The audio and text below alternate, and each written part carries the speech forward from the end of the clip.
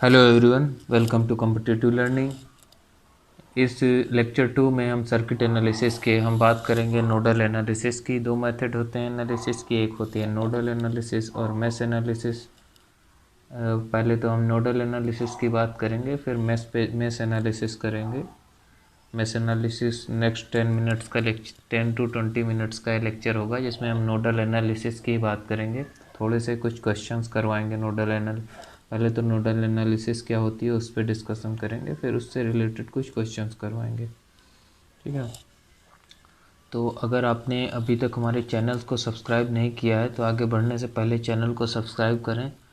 और एनालिसिस में जब मैं क्वेश्चन करवाऊंगा तो मैं एक पॉइंट ज़रूर कहूँगा कि आप लोग पहले क्वेश्चन को देखें और फिर उसे पॉज करें और फिर अपना खुद का सोल्यूशन सॉल्व करें क्वेश्चन को, और उसके बाद फिर देखें कि क्या आपने कुछ गलती करी है, सोल्यूशन सही है आपका। तो फर्स्ट नोडल एनालिसिस का जो हम बात कर रहे थे, नोडल एनालिसिस, इसको हम सिंपल ही नोड वोल्टेज जो होता है, नोड का वोल्टेज, हम नोड जानते हैं क्या होता है।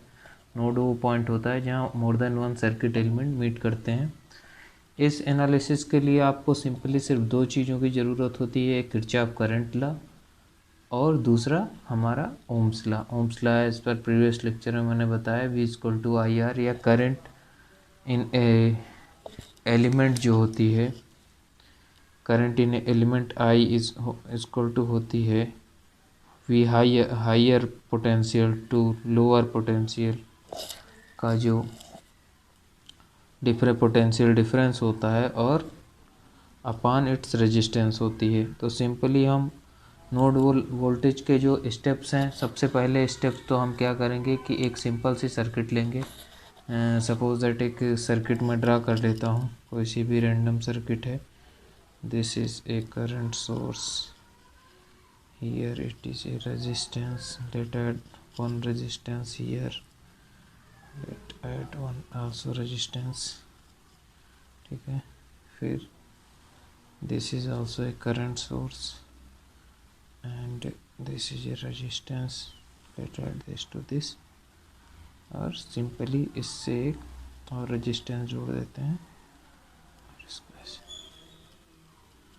Suppose that this is I1, this is I2, R1, R2, R3, R4 and R5।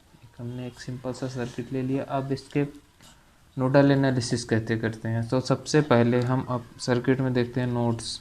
ये देखिए, ये पॉइंट्स जो हैं नोड्स हैं, और एक नोड ये है, ये एक सिंगल नोड है जो शॉर्ट सर्किट है, तो इसको एक सिंगल नोड। तो सबसे पहले हम हर एक नोड को एक रेफरेंस नोड असाइन करते हैं। सिंपली रेफरेंस नोड उस नोड को असाइन करते हैं जो जहाँ मैक्सिमम एलिमेंट मिल रहे हों, या आप किसी भी नोड को रेफरेंस नोड असाइन कर सकते हैं और उसके अकॉर्डिंग आपके क्वेश्चंस अलग अलग हो जाएंगे। तो हम क्या करते हैं, दिस इज R3। क्या होता है कि हमें फाइंड आउट करना रहता है किसी एलिमेंट में करंट। तो उसके लिए हम नोड वोल्टेज एनालिसिस सबसे पहले इनिशियली हम पहले एक नोड को as a reference node assign करते हैं, उसको जीरो पोटेंशियल या ग्राउंड कर देते हैं, ऐसे ग्राउंड या जीरो पोटेंशियल मानते हैं। तो बाकी बचे हुए नोड्स को हम वोल्टेज असाइन करते हैं V1, V2, V3। This is node 1, this is node 2, this is node 3। अब हम क्या करते हैं, सिंपली जो नोड्स होते हैं उस पर हम आपका वो लगाते हैं किरचॉफ करंट लॉ। अब अगर किरचॉफ करंट लॉ लगाएंगे तो इसमें एक करंट ये हो जाएगी, एक इधर करंट होगी, एक इधर करंट होगी, एक इधर करंट होगी, फ्लो करेगी। तो हम सिंपली किरचॉफ करंट लॉ लिखाते हैं। तो करंट देखिए एट ए नोड 1 लगाएं, तो हम अगर लिखें इसको तो देखिए I1 इज इनिशियल करंट, फिर प्लस करते हैं, V1 को हायर नोड माने तो इसमें करंट, इस वाले पर्टिकुलर में क्या करंट फ्लो करेगी, V1 माइनस रेफरेंस नोड को जीरो पोटेंशियल पॉइंट माना है, तो this is V1 minus zero means V1 by R1। अब इसमें करंट की बात करेंगे तो this is V1 and this is V3, then plus V1 minus V3 by R3 and this is plus V1 minus V2 by R2। Is equal to zero. यही simple Kirchhoff current law होता है कि किसी nodes पे मिलने वाली सभी current का अलजेब्राइक सम जो है वो जीरो होता है। तो सिंपल सा अगर करंट की डायरेक्शन इसकी चेंज होती तो I1 माइनस I1 होता। हम सिंपली क्या करें, इस पर्टिकुलर में I1 इज़ -1 बिकॉज बाकी जो करंट हैं ये लीविंग द नोड्स की हम बात की कर रहे हैं, लेकिन इस पर्टिकुलर में ये करंट यहाँ पे आ रही है तो बाकी लीविंग, तो ये हो गया -I1। It's only define the sign define only direction. आप अगर I1 को प्लस लेते हैं तो फिर बाकी को माइनस ले लीजिए। तो इक्वेशन 1 ये फॉर्म हो गई। फर्दर हम क्या करते हैं, नोड 2 पे की बात करते हैं। तो नोड 2 पे अगर हम बात करें, किरचॉफ करंट लगाएं तो this current is entering the node. अगर हम इसको इंटरिंग द नोड वाली करंट को ले लें माइनस साइन, तो -I2 इज इक्वल टू, देखिए this current, if this current entering the node, अगर V1 माइनस V2 लिखें, अगर V2 माइनस V1 लिखेंगे तो ये करंट इस डायरेक्शन में होगी, तो I1 प्लस V2 हम उस नोड को हायर मान लेते हैं और बाकी करंट को, तो V2 minus V1 by R2 plus V2 minus V3 by R4। एक इक्वेशन ये फाइंड आउट, इक्वेशन 2 बन गई इक्वल टू 0। फिर हम बात करते हैं तीसरे नोड की, तो नोड 3 की बात करेंगे। ये हो गया नोड 1, नोड 2। अब नोड 3 की बात करेंगे, तो नोड 3 पे हम क्या करेंगे, सिंपली KCL लगाइए तो ये हो जाएगा V3 minus V1 by R3 plus V3 minus V2 by R4 plus V3 by R5 equal to 0। ये इक्वेशन 3 हो गई। अब इन तीन इक्वेशंस को सॉल्व करके, चूंकि यहाँ न्यूमेरिकल वैल्यू न्यूमेरिकल डाटा नहीं लिया है, तो न्यूमेरिकल डाटा लेते तो ये तीन इक्वेशन को हम सॉल्व करके हमारा जो V1 V2 एंड V3 जो है वो हम फाइंड आउट कर लेते। और इसके बाद अगर कोई भी करंट, किसी भी एलिमेंट में करंट पूछी जाए तो हम सिंपली लिख सकते हैं। जैसे अगर हमारी R4 में करंट पूछी जाए तो हमारी जो R4 की करंट होगी वो V3 minus V2 by R4 होगी। अगर ये करंट जो होगी ये इस डायरेक्शन में होगी, अगर हम V3 minus V2 by R, ये इस डायरेक्शन की करंट होगी। लेकिन अगर हम करंट की डायरेक्शन ये है तो ये हो जाएगी V2 minus V3 by R4। तो ये हो जाएगी आपकी। अगर इन केस मान लीजिए कोई करंट की डायरेक्शन अपोजिट आ जाती है तो आप करंट हमेशा higher potential to lower potential flow करती है, तो उससे आप फाइंड आउट कर सकते हैं। अब अगर करंट फाइंड आउट कर ली तो पावर डिसिपेटेड निकाल सकते हैं। ये ठीक है, एनर्जी जो सोर्स की एनर्जी, पावर सप्लाइड और पावर डिसिपेटेड, ये सब फाइंड आउट कर सकते हैं। That's all. तो ये तो एक पर्टिकुलर हो गया कि कैसे हम स्टेप 1। अब हम शुरू से फिर से एक बार करते हैं कि कैसे क्या है, स्टेप्स क्या है नोड वोल्टेज एनालिसिस का। स्टेप 1 है assign a node as a reference node. हम इसलिए मैक्सिमम जो एलिमेंट जिस नोड पे कनेक्ट करते हैं उसको रेफरेंस नोड इसलिए सेलेक्ट करते हैं क्योंकि थोड़ा सा इजी हो जाता है। अगर आप किसी और को करेंगे तो भी कुछ खास फ़र्क नहीं पड़ेगा, कोई फ़र्क नहीं पड़ेगा। बस सिंपली हमको ये दिख रहा है कि अब आप एक लोअर पॉइंट को हमेशा एक नोड असाइन कर देते हैं, तो रेफरेंस नोड। अब 1 2 3 में से किसी को भी असाइन कर सकते हैं। फिर नेक्स्ट पॉइंट आ जाता है कि हमको बाकी बचे हुए नोड्स पे किरचॉफ करंट लॉ निकालना होता है, और उस किरचॉफ करंट लॉ के बाद इक्वेशन फॉर्म होती हैं, उससे हमें पोटेंशियल मिल जाता है हर नोड का, और उसके पोटेंशियल के हेल्प से हम करंट फाइंड आउट कर सकते हैं। लेट्स टेक एन एग्जांपल कि ऑब्टेन करना है हमें नोड वोल्टेज। एक क्वेश्चन लेते हैं particular. Draw figure, this current is 1 ampere, this is 6 ohm, this is 4 ampere current here, this is 7 ohm, this is 2 ohm। And तो इन पर्टिकुलर क्वेश्चन में इन्होंने आपको फाइंड आउट कर रखा है कि आपको ये नोड 1 दिया है, ये इन्होंने मेंशन कर रखा है 1 2, और हमें फाइंड आउट करना है V1 इक्वल टू क्वेश्चन है और V2 इक्वल टू क्वेश्चन है। ठीक है, तो मैं आपको बता दूं कि इसका आंसर जो आएगा वो आएगा, सॉल्व करने पे ही आएगा। अभी बता देता हूँ, अगर आप सॉल्व कर रहे हैं तो ये -2 वोल्ट है और ये -14 वोल्ट आएगा। तो सॉल्व करते हैं, सिंपल सी सर्किट आपके सामने है, बहुत सिंपल है। तो आप नोड 1 पे आप नोडल एनालिसिस लगाइए। तो current entering the node minus sign के साथ ले लेंगे हम। तो -1 equal to V1, potential assign कर दिया, ये V1 हो गया, ये V2, तो ये हो गया V1/2 -1 plus V1/2 plus V1 minus V2/6 equal to 0।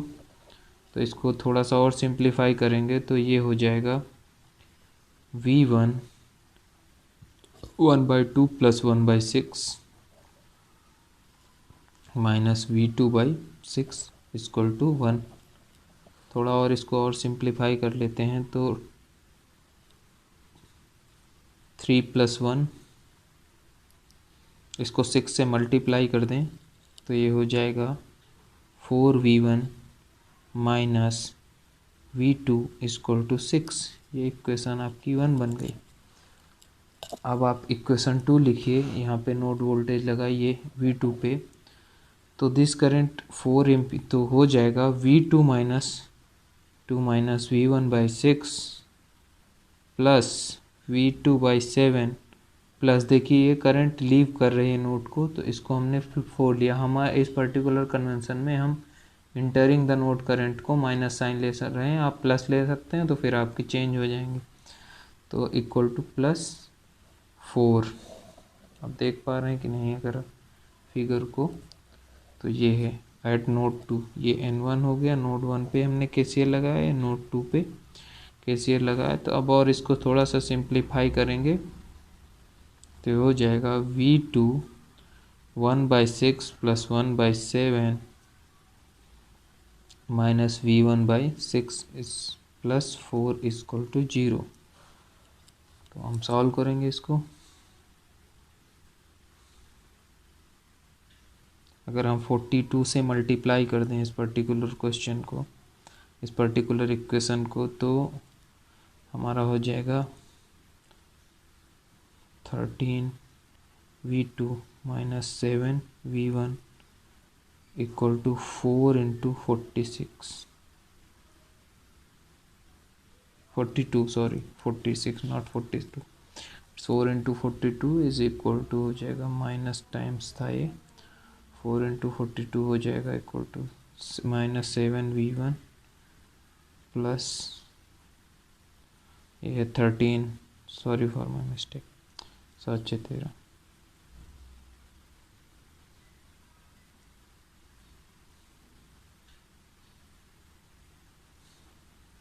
ये आपका इक्वेशन 2 हो गया। आप इक्वेशन 1 और 2 को जब सॉल्व करेंगे तो आपका आंसर फाइंड आउट हो जाएगा V1 equal to -2 volt and V2 equal to 14 volt. अब हम पर्टिकुलर और आगे की बात करते हैं फर्दर। एक केस होता है कि node analysis while voltage source इन सर्किट में अगर कोई वोल्टेज सोर्स लगा हुआ है जो दो नोड्स के बीच में है, तो एक सिंपल सी सर्किट लेते हैं उस केस में। तो पहले केस में अगर पहले तो मैं सर्किट ड्रॉ कर लूँ, V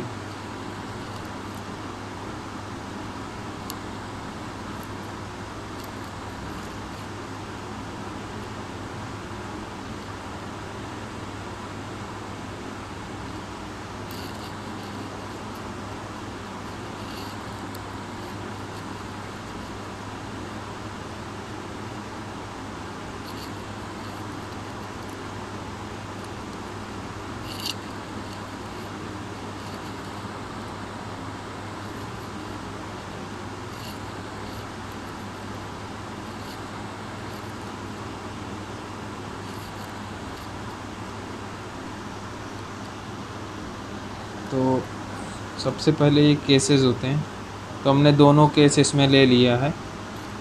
तो हम क्या करेंगे कि इस केस में सबसे पहला जो हमारा नोडल एनालिसिस का मेथड ऑफ एनालिसिस है, उसमें सबसे पहले एक नोड को रेफरेंस मान लेंगे, फिर बाकी नोड को V1 असाइन कर देंगे, V2 असाइन कर देंगे, V3 असाइन कर देंगे। अब जब एक केस होता है केस 1, दो केसेस हैं, दोनों मैंने इसमें ले लिए हैं। केस 1 है अगर आपका जो सोर्स लगा हुआ है, वोल्टेज सोर्स, वो किसी नोड और रेफरेंस नोड के बीच में लगा हुआ है, तो हम उस नोड को असाइन कर देंगे उस सोर्स के इक्वल वैल्यू। तो V1 इक्वल टू यहाँ हो जाएगा 10 वोल्ट। अब दूसरा केस होता है जब दो नोड्स के बीच में एक वोल्टेज सोर्स लगा हो, तो हम उसको डिफ़ाइन कर देंगे कि ये जो V1, इन दो नोडों को एक सिंगल नोड मान लेंगे, इसको सुपर नोड कहेंगे, जैसे इसको सुपर नोड कहते हैं। और एक इक्वेशन फाइंड आउट करेंगे कि V2 minus V3 equal to 5 volt. एक तो हमारा पहले से ही पता है, दूसरा एक केस बन गया कि ये इक्वेशन बन गई 5 वोल्ट, ये इक्वेशन 1 बन गई। अब फिर हम बचे हुए नोड्स पे हम अपनी नोडल एनालिसिस लगाएंगे। तो हम पहले इस नोड पे लगाएंगे, तो V1 minus V2 by 2 plus V1 minus V3 by 4 equal to 0। This is equation 2। And further अगर हम इस एक सिंगल नोड मानकर इस पर हम नोडल एनालिसिस लगाएंगे, तो हम लिखेंगे इस सुपर नोड पे, ये आपका एक सुपर नोड बनेगा, मतलब एक सिंगल नोड मान के इसको सॉल्व करेंगे। लेकिन इक्वेशन लिखते समय ध्यान रखेंगे कि इनको एक अलग अलग नोड ही कंसिडर करें। मतलब देखिए, पहले इक्वेशन लिखेंगे कि ये करंट इसमें आ रही, इस नोड में ये करंट आ रही, ये बाहर जा रही और ये बाहर जा रही है, 4 करंट हो गए इसमें। तो मान लीजिए हमने ये, तो हम पहले इक्वेशन लिखेंगे, इंटरिंग द नोड की बात करेंगे, तो ये एक इक्वेशन लिखेंगे V2 बाई 8, ठीक है, plus V2 minus V1 by 2, ठीक है, plus V3 by 6 plus V3 minus V1 by 4 equal to 0। ये आपकी इक्वेशन 3 बन गई। अब ये तीनों इक्वेशन को आप सॉल्व करके V1 तो आपको पता है, V1 की वैल्यू रख देंगे, तो बची ये दोनों इक्वेशन को सॉल्व करके दो में से कोई एक इक्वेशन लिख लेंगे, तो भी आपको V2 V3, ये दो इक्वेशन ले लीजिए या ये दो इक्वेशन ले लीजिए, तो कैसे भी आपको V2 V3 में रिलेशन पता है, तो सिंपली आप कर सकते हैं। तो आप एक की वैल्यू पता है, बाकी को इन इक्वेशन की हेल्प से फाइंड आउट कर सकते हैं। तो यही एक फ्लॉ है कि आपका पर्टिकुलर क्वेश्चन में अगर ये हो तो आप ऐसे सॉल्व कर सकते हैं। अब इसकी हेल्प से आप कुछ क्वेश्चन सॉल्व करिएगा। अगर आपको किसी पर्टिकुलर क्वेश्चन में कन्फ्यूजन है, तो आप हमारे कॉम्पिटिटिव लर्निंग के फेसबुक पेज पे आप हमें मैसेज कर सकते हैं, facebook.com/competitive learning में। उसका मैं वीडियो बना के आपको एक्सप्लेन कर दूंगा अगर आपको किसी पॉइंट पे कन्फ्यूजन है।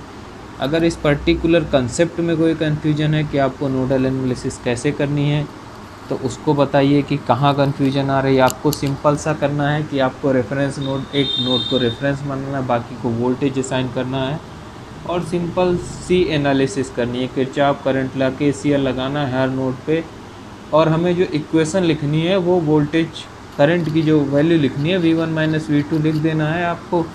आप सिंपली I1 I2 असाइन करने से बेटर है आप उस नोड को एक पॉइंट मानिए, वोल्टेज पॉइंट, और अदर नोड के रेफरेंस में जैसा मैं लिखता हूँ कि हमने उस नोड को एक पॉइंट माना, जैसे V1 का इस पर्टिकुलर में, और बाकी को करंट को बाहर फ्लो करा दिया, जैसे V1 माइनस V3 बाई 4। अब जब यहाँ है ना, और V1 माइनस V2 बाई 2, अब जैसे यहाँ पे इस पर्टिकुलर अलग केस में करते, तो यहाँ पे इस नोड पे लगाई तब हमने, तो देखिए हमने V2 की जब बात करी, तो V2 से जो करंट है, V2 से बाहर जा रही करंट V2 माइनस V1 है ना, V2 है ना, V3 minus V6, V3 minus V1 कर दिया हमने। तो इस ऐसे हम वोल्टेज लिखने में आसानी रहती है और कन्फ्यूजन भी नहीं होता है। क्योंकि आप फिर करंट असाइन करिए, फिर करंट असाइन करके करंट की डायरेक्शन के बेस पे कर सकते हैं। करंट हमेशा हाईयर पोटेंशियल टू, अगर आपने करंट असाइन कर दी है इस पर्टिकुलर केस में, तो ये हो जाएगा इंटरिंग द नोड, जो इंटरिंग द नोड करंट होगी ये V1 माइनस V3 या V3 माइनस V1/4, तो माइनस साइन के साथ तो उसका साइन चेंज कर लेंगे हम पर्टिकुलरली। दैट्स ऑल, बहुत ही ईजी है। आप थोड़े से क्वेश्चन करेंगे आपको और भी आसान लगेगा। इसके पर्टिकुलर अभी थोड़ा सा कुछ और थ्योरम्स पढ़ाएंगे, उसके बाद हम SSC JEE के जो प्रीवियस ईयर क्वेश्चन आए हैं उनको सॉल्व करेंगे। जैसा कि मैंने प्रीवियस लेक्चर में कुछ क्वेश्चन सॉल्व करे हैं, तो प्लीज़ अगर आपको वीडियो अच्छी लगी तो कम लाइक करें और चैनल को सब्सक्राइब करें। अगर किसी पार्ट में कोई कन्फ्यूज़न है तो आप हमें कमेंट सेक्शन में मेंशन कर सकते हैं, अपने दोस्तों के साथ शेयर करें और हमें हेल्प करें कि हम मोर देन 1000 अगर सब्सक्राइबर हो जाएंगे तो हम लाइव वीडियो स्ट्रीम करेंगे, क्योंकि ऐसे तो कुछ बेटर फील नहीं आता है पढ़ाने में। Thank you, thanks for watching the video. Don't forget to like, share and subscribe. हमारे कॉम्पिटिटिव लर्निंग के फेसबुक पेज को फॉलो करें, facebook.com/competitive learning।